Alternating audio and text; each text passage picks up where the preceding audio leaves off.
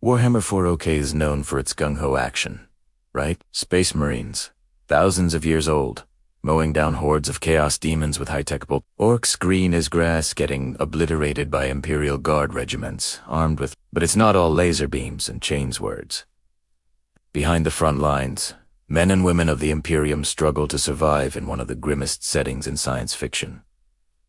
That's right. Today, we're talking about life in the hives. In Warhammer 40K, the galaxy is consumed by endless war, but for the ordinary man and woman of the Imperium, survival itself is a curse. Billions live and die inside the towering hive cities, vast megastructures that pierce the skies and bury themselves into the depths of the earth. They are the beating hearts of industry, fueling the Imperium's endless war machine. And for the hive worker, life is not life at all. It is suffering. You've heard me talk about it before, so let's go deeper. What is life really like in the hives? Well, first things first, let's set the stage. Picture yourself born in the underhive, the lowest level of a hive city where sunlight is nothing but a distant memory. You've never seen the stars. In fact, the sky is just a rumor passed down in stories from childhood.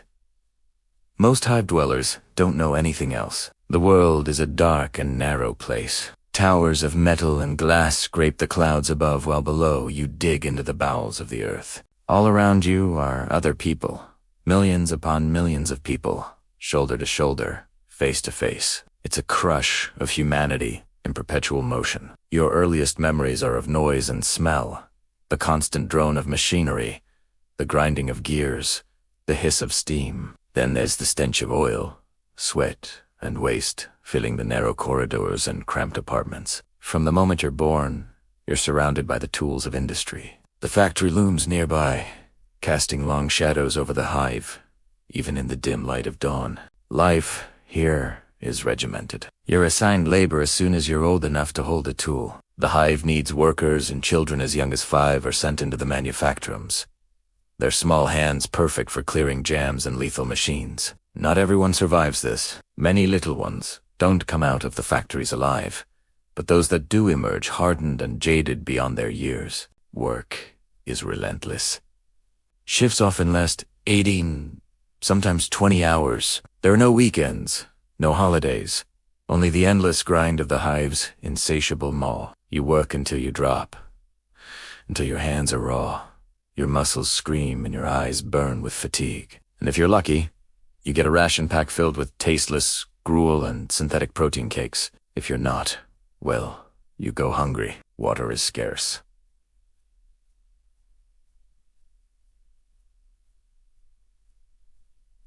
Two, recycled sludge pumped up from the depths of the underhive. It flows through pipes into the hive, the only source of hydration for the millions who dwell there. It's not clean, but it's essential.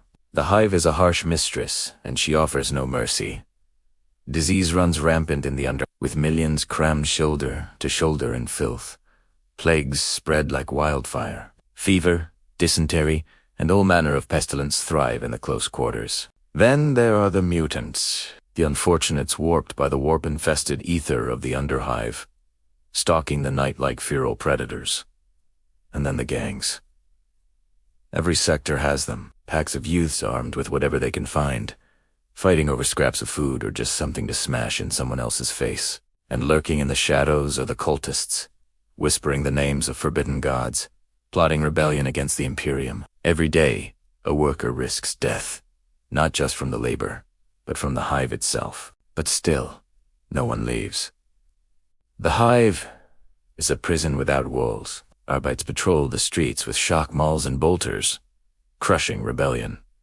Before it can even spark, escape is impossible. The hive sprawls over millions of square kilometers, a labyrinth of metal and concrete, with no map and no exit. Even if you could navigate its twisting bowels, the upper levels are sealed off by the military might of the Adeptus Custodes, an Imperial Navy. To leave the underhive is a death sentence. If you're lucky, you might get conscripted into the Imperial Guard.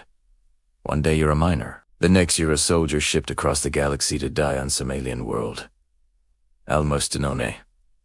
Come bike. But others suffer a fate worse than death. Prisoners, Criminals, or just the unlucky few, may be condemned to servitor conversion, lobotomized, stripped of humanity, turned into a living machine. All this, and yet the Hive City continues to grow. Trillions stacked upon trillions, generations born into misery, generations lost to dust. The Imperium calls this stability, but for the worker trapped inside, it is a slow, grinding death that never ends. The Emperor protects the Imperium, that much is true, but his light cannot reach the under. Down here, another god reigns, a deity of grime and grit, of sweat and soot, of flesh carved away by necessity and hope ground to dust. This is Balika, Lord of the Flies. Prince of Fash, the one they call the Burning Angel. He presides over the Underhive, reveling in the suffering of his worshippers. Here, the air is thick with incense, not of the sweet-smelling variety favored by the ecclesiarchy, but acrid smoke from burning trash and stale waste oil. And instead of prayers ascending to the Emperor, the faithful cry out to Belikar, begging for relief from the Hive's ceaseless torment. His followers, the admonition, believe that only by embracing the filth and despair of the Underhive can they truly be free. By wallowing in the mire, they purge themselves of the lies of the Imperium and become one with the reality of pain. And who wouldn't pray for deliverance? Every day is a struggle, not just for survival, but for a modicum of dignity. When you're in the Underhive, you're judged by your output. The cogs turn and the wheels churn. If you break down, if you fall ill, if you protest, you're dragged away to the medbay. There, technicians prod and poke you like some lab rat, searching for a way to fix you. If there is a cure, they won't use it. The Hive needs workers, not cripples. If you're past repair, they send you to the recyclers. And when your body is broken, the process begins anew. They harvest what they can, turning your flesh into fertilizer, your bones into cement, your blood into slag. Nothing goes to waste.